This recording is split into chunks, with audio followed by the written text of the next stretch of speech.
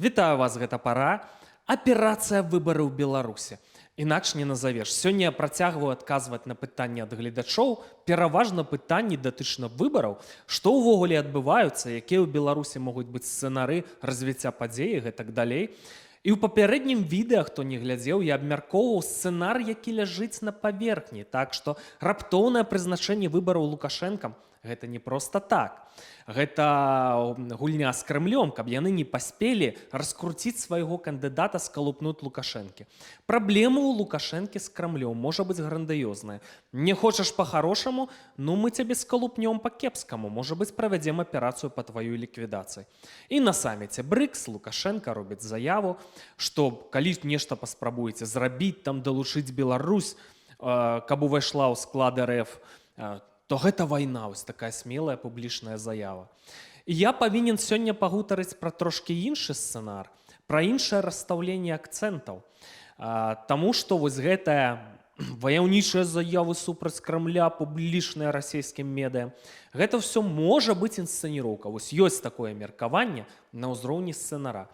І гэта збіццё расійскіх дронаў. Все ведаюць, што лятаюць расійскія дроны, Лукашенко іх збівае, што это таксама інфармацыйная аперацыя, это робіцца наўмысна для канкрэтных мэтаў.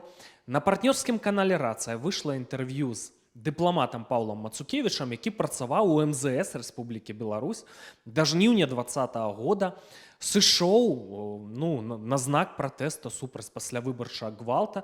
Чалавек, які ведае, як працуе лукашэнкаўская дыпламатыя, ведае пэўныя механізмы ў рэжыме Лукашэнкі. І вось што ён кажа пра гэтыя заявы Александра Рыгоровича датычна, што не суйцеся, а то будзе вайна. Мое железное требование, условие, как хотите это называть, вступайте внутрь России, в состав России. Это так вопросы ставить нельзя. Это невозможно, это нереализуемо. Боюсь даже сказать, что это война. Вот что вы думаете про гэтыя заявы? Что это значыць? Я думаю, по великому рахунку нічога не значыць. Ён рабіў такія заявы, можна сказаць, увесь час. Пытанне ідзе пра захаванне уласнай улады Александра Лукашэнкі. І ў 2020 годзе ён не пагадзіўся аддаць гэтую уладу па выніках выбараў беларускаму народу. Таксама ён не пагодзіцца аддаць гэтую уладу Расіі, Крамлю, Маскве і гэтак далей. Стасункі Александра Лукашенка з Расіяй і ў прыватнасці з Пуцінам выглядаюць цалкам інакш. Гэта выглядае як сапраўды партнерства ці сяброўства нават, да? Масква вырашыла карыстацца Беларусю і Мінскам у іншых мэтах. У якіх? Ну, я думаю, што Расія разглядае Беларусь як магчымую, у перспектыве, як магчымую пляцоўку, дзе можа адбыцца перамоўны працэс, вяртанне перамоўнага працэса па Ўкраіне. І тое, што Лукашенко дазваляе сабе зараз нейкія заявы, якія мы ўспрымаем як нейкія спробы адмежавання ад Расіі, гэта можа быць вось гэтай гульнёй у тым сэнсе, каб неяк падкрэсліць, што Лукашенко не падзяляе мэтаў Расіі, што ён неяк уласную палітыку праводзіць і гэтак далей. Вось каб зрабіць адчуванне, што магчыма мінская пляцоўка гэта і так не кантралюецца там Масквой. У гэтым сэнс, да? І я думаю, што адна з мэтаў гэтых выбараў гэта якраз паляпшэнне стасункаў з Захадам. Гэта так званая спроба перагарнуць старонку. Калі гэтыя выбары прайдуць без рэпрэсій, ціха і мірна, скажем так, то з'явяцца нагоды, вельмі добрыя нагоды для паляпшэння стасункаў з беларускімі уладамі. Калі паралельна яшчэ да гэтага прадоўжыцца працэс выхада на свабоду палізняволеных, шансы, я думаю, шансы на нейкую нармалізацыю яны будуць даволі высокімі. Калі сыходзіцца сцэнара, проста на ўзроўні сцэнара абмяркоўваем, што заявы Лукашэнкі, пагрозы вайной у выпадку чаго, пагрозы Крымлю, што гэта інсцэніроўка і пастанова, для чаго гэта Лукашенко і для чаго гэта Пуціну, так, ён жа ж тут невыгадна выглядае ў гэтай сітуацыі. Ну, то для Пуціна зразумела. Это азначае, што там у Крымлі ўсё ж такі сітуацыя не зусім пад кантролем, штосьці ў іх ідзе кепска. На першы погляд, на полі боя, яны зараз маюць рэальныя поспехі, захопліваюць тэрыторыі, блізкія да аператыўнага поспеху на Донбасе. Даруйце, калі ласка. Па сітуацыі прама на сёння, на жаль, Украіна прайграе. Але ім чамусьці яны не могуць працягваць у такім тэмпе, чамусьці яны хочуць замарозкі вайны. Чаму? Ці падпампаваць цягліцы для новага рашучага наступа праз нейкі там час. Ці яны ведаюць, што эканоміка ў іх дэстабілізуецца, што ўнутры палітычны нейкі магчымы крызіс. Я гэтага не ведаю, але хочуць замарозкі з нейкіх прычын. І вось тут для таго, каб больш выгадна, скажам так, правесці перамовы, Беларусь, перамоўная пляцоўка. Перамоўная пляцоўка пад крыльцам у хаўруснікаў, у Лукашэнкі. Вось такі тут можа быць план. Многія лічаць, што это немагчыма, каб у Беларусі нейкія перамовы прайшлі, што там, якія іншыя кандыдаты, вось там, Стамбул, Эрдаган. Ну, таксама, ведаеце, кіраўнік краіны НАТО ляціць на саміт БРИКС, ручкаецца з Пуціным, сябры. Таксама ён не вельмі, па-мойму, выгадна выглядае. Ці прэм'ер-міністр Індіі Модзі, падчас нібыта дэмакраты, так, нібыта там дэмакратычныя каштоўнасці, а падчас вайны у львінай долі проста закуплялі расійскую нафту, перапрадавалі на захад, вось вам і Індыя. Но то тут і Лукашенка, і лукашэнкаўская Беларусь не выглядаюць такім ужо нерэалістычным кандыдатам, мне здаецца. Якія тут увогуле, якая выгада для Лукашэнкі? Павялічыць сваю палітычную суб'ектнасць. У пачатку вайны яго там прыдворным шутом на каленках у Пуціна малявалі, на карыкатурах, у газетах. А ён хоча быць такім, ну, лідарам такой сусветнай значнасці. І ведае, разумее, што Беларусь у геапалітычным сэнсе вельмі важная краіна. І вось павялічыць сваю суб'ектнасць, правесці гэтыя выбары, все, дэлегітымізаваць дым-сілы, якія знаходзяцца за мяжой. Все, давайте зноўку са мной мець справы, вяртаемся да вось гэтай шматвектарнай мадэлі, зноўку адносіны з захадам і гэтак далей. Ну, вот так это выглядае, калі разглядаць такі сцэнар. Ну і вы спытаецеся, што тут увогуле добрага для беларуса, для беларускага патрыёта, для беларусацэнтрычных людзей? Усё вернецца туды ж, дзе і было, не гледзячы на вайну, не гледзячы на все гэтае злачынства, не гледзячы на тое, што беларускі народ згвалцілі і ўвогуле падбілі асновы незалежнай дзяржавы. І што, нават адказнасці не панёс. І вось тут дыпламат Павел Мацукевіч, это ж дыпламаты. Яны шукаюць у кепскай сітуацыі, ну, нейкі пазітыў, так, нейкі профіт з гэтага ўсяго, што магло б быць. Ён лічыць, што як варыянт, вот, вяртаючыся да вот, тых наратываў сярэдзіны 2060-х, макеевская адліга. Ён бачыць, што Лукашенко стары, Лукашенко хворы, так ці інакш, так і стану яго проста. Так, ён вымушаны задумвацца пра транзіт. А палітычны транзіт – гэта варыянт эвалюцыі з дыктатуры ў дэмакратыю, і гэта магчымасць для умацавання незалежнасці Беларусі. Гады ідуць, стан здароўя, вось агульны стан, я думаю, што спрыяе думкам пра тое, што трэба ажыццявіць транзіт улады.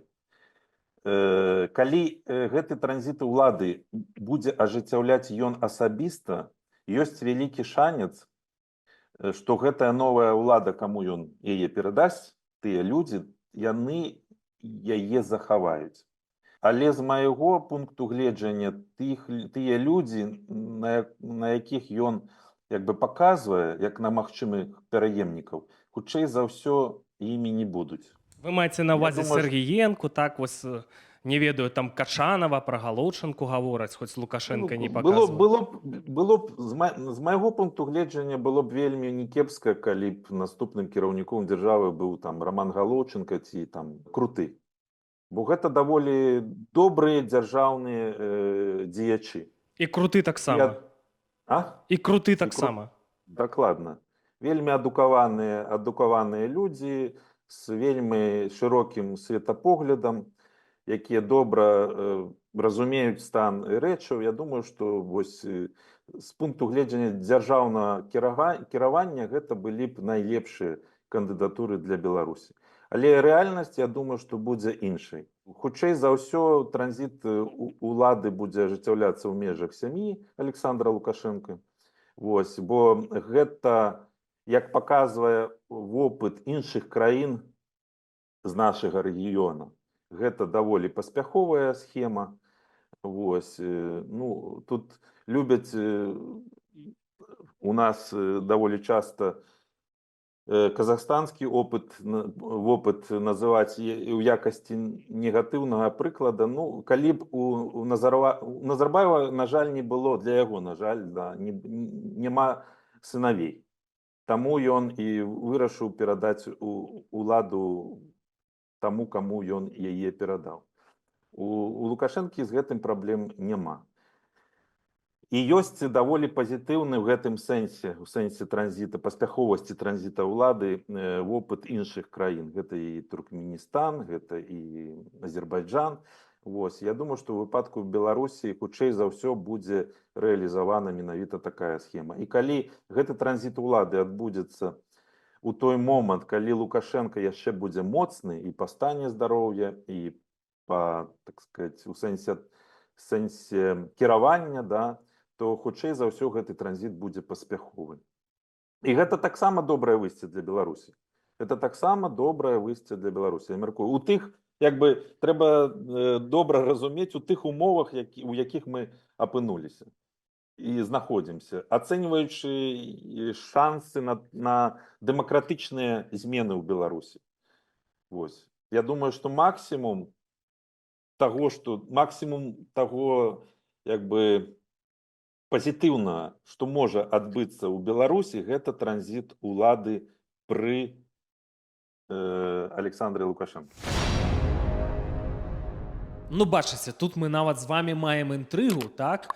А хто падчас транзіта з сям'і можа замяніць Лукашэнку? Ну і тут выбар невялікі, так. Сам Александр Ігорович хацеў бы Мікалая, але той Мікалай юны. Ну і выбар невялікі. Віктор Лукашенко. У 20-м годзе трапіў у апалу, так, бацька быў ім незадаволены.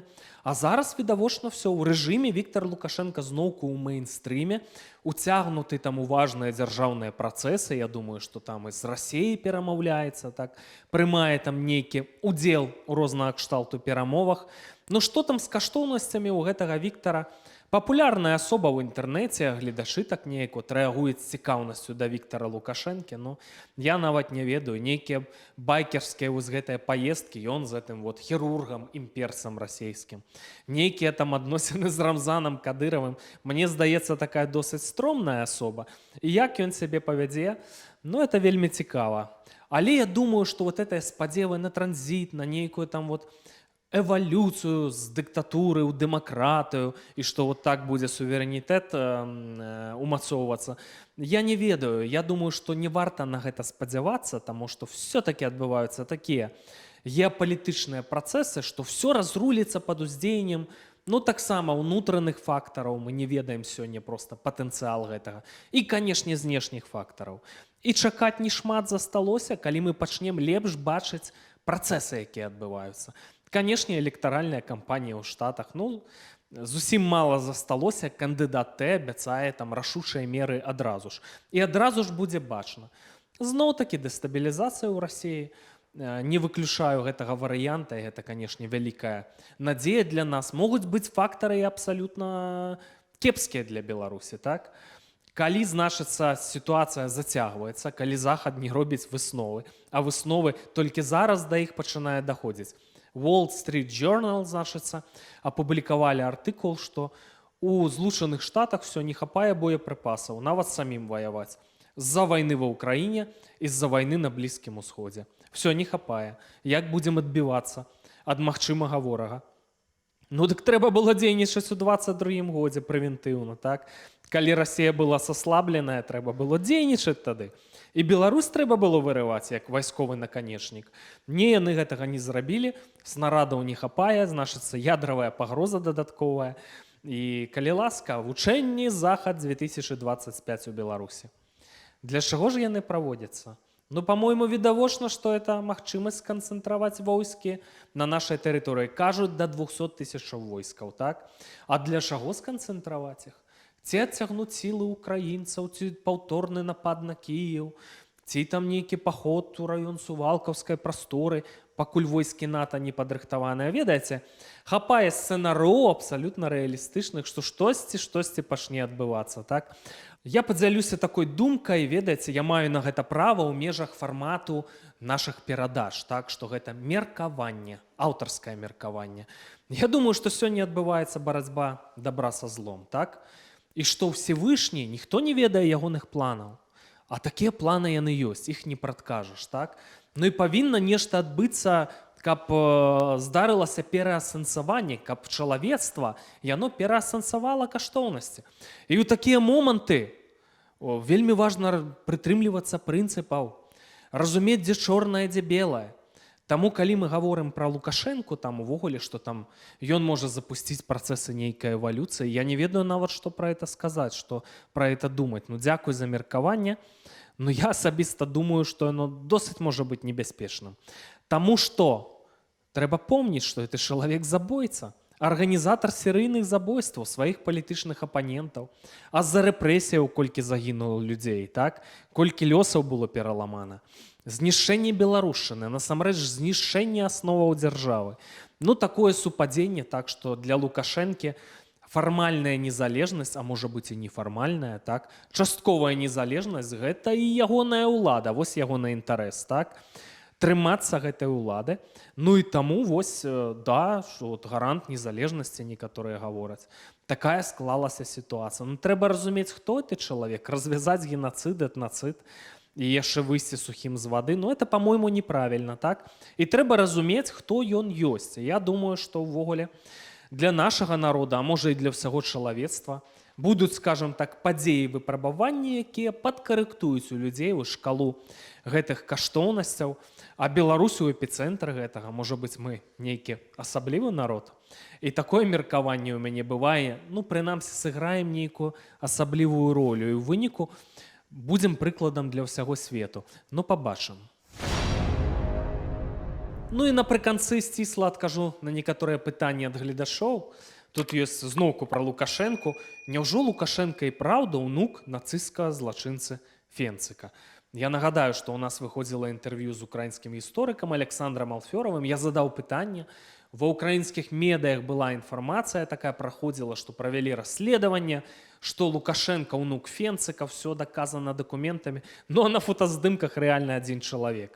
Фантастыка просто, вот быццам бы адзін чалавек. Мы пачалі правяраць, мы пачалі шукаць, значыць, гэтага журналіста, так, каб даў скан копіі хаця б, калі не арыгіналы прыслаў, дай скан копіі, як вы это все знайшлі і даказалі. Карацей, журналіста не знайшлі, скан копіі не знайшлі, дапускаю, а мы умеем пашукаць, калі хочам. Дапускаю, што это ўвогуле магло быць і псо, таму Александр Ігорыч, выбачайце, што паднялі тэму, но хоць не мы паднялі, а украінцы. І, магчыма, абылгалі вас. Ну, не абылгалі, проста паднялі гэтае пытанне. Можа быць, Лукашэнка, карацей, не ўнук нацысцкага злачынцы. Прызнаем, што, можа быць, і не трэба было эту тэму падымаць. Другое. Было пытанне ад гледача, што вы некарэктна выказаліся пра правы чалавека. Ну, это такое сур'ёзнае абвінавачванне. У папярэднім відэа я казаў наадварот, што правы чалавека фундаментальныя, але некаторыя палітычныя сілы выкарыстоўваюць правы чалавека для барацьбы з палітычнымі апанентамі. От паняцце інтэрпрэтуюць правы чалавека на сваю карысць некарэктна. Вось пра што я казаў. Для мяне ўвогуле такія рэчы, як правы чалавека, это фундаментальная рэч. Вы ведаеце, увогуле скатванне Беларусі ў прорву пачалося з парушэннем правоў чалавека, адно за адным. Ёсць такі міжнародны пакт аб грамадзянскіх і палітычных правах на падставе усеагульнай дэкларацыі правоў чалавека. І глядзіце, што пачало адбывацца. 95-96 год у беларусаў забралі адно з важных правоў, так? Удзельнічаць у грамадзянскім жыцці, абірацца і быць абранымі пасля сумнавядомых рэферэндумаў Лукашэнкі. Ну і пайшло-паехало, права на жыццё. Вот у палітычных апанентаў Лукашэнкі забралі. І не толькі, так? Любога, хто трапляў у лапы праваахоўнай сістэмы рэжыма у самыя ліберальныя гады, все, у яго не было шансаў выбрацца. Людзі гінулі, не пра ўсіх ведаем. А што здарылася пасля пратэстаў 20-го года, так? Колькі загінула ўжо людзей. Ну і все, разумееце, свабода слова, фундаментальнае права. Все, няма свабоды слова ў Беларусі. Ну, што яшчэ? Яшчэ такая, ведаеце, цікавая рэч. Там проста ў гэтым пакце у ліку першых забарона на катаванні. Тое, чым займаюцца лукашэнкаўцы. Катуюць людзей святлом, музыкай, холадам, пакетам на галаве. Ну, карацей. І вось забаранялі, значыцца, правы чалавека адно за адным, і это прывяло да таго, што сёння мы знаходзімся пад рызыкай вайны і нават пад рызыкай ядзернага ўдара. Вось усё проста. У Польшы да правоў чалавека ставяцца з такім піетэтам, вы не ўяўляеце, нават права на прыватнае жыццё. Забаронена выкінуць які-небудзь дакумент з рэквізітамі чалавека ў сметніцу. Можаш быць крымінальна пакараны. Забаронена выставляць відэа там, дзе ёсць нумары машын, парушаеш правы чалавека. І спачатку я на гэта глядзеў, што это нейкі перагіб, а зараз разумею, это фундаментальныя правы і трэба быць паслядоўнымі. Но і яшчэ адно пытанне, напэўна, маем час. Дык што нам рабіць падчас выбараў? Неяк выказваюцца расплывіста дэмакратычныя суб'екты. Значыцца, то нехта высоўваецца на выбары, удзельнічаць у палітычнай барацьбе, як Губарэвіч, то заклікаюць да нейкай вот такой мабілізацыі беларусаў, то да байкоту, як дзейнічаць. Маё асабістае меркаванне, калі гаварыць пра байкот, то нават байкот не атрымаецца. Пагоняць у гэтым канцлагеры на выбары, і трэба ісці. Разумееце, нельга трапіць у фокус да сілавікоў, нельга неяк нязгоду сваю праявіць, у фокус да іх трапіць і потым проста знішчыць. Вось і ўсё. У гэтай сітуацыі трэба маскавацца. Разумееце, ні ў якім разе не трапіць у гэты фокус. Галоўнае, каб гэты байкот быў у душы і ў намерах у гістарычны момант. І тады трэба будзе дзейнічаць вельмі эфектыўна, але адзін раз. Так, каб ужо і назаўжды. Такое маё меркаванне, шаноўныя сябры. Прашу ад вас каментароў пад гэтым відэа, калі вы згодныя, не згодныя, магчыма, маеце новыя пытанні. Калі вы хочаце дапамагчы праекту «Пара», так? Ну, нібыта не кепскія ў нас арганічныя прагляды. Шчыры дзякую вам за дапамогу. Просім падпісак, вы вельмі дапамагаеце падпіскамі. Так працуюць алгарытмы, каб беларусацэнтрычны кантэнт шырыўся. Дапамагаеце каментарамі. Зноў-такі, згодныя вы ці не згодныя, мы таксама можам памыляцца ў ацэнках і пільна чытаем гэтыя каментары. Да сустрэчы.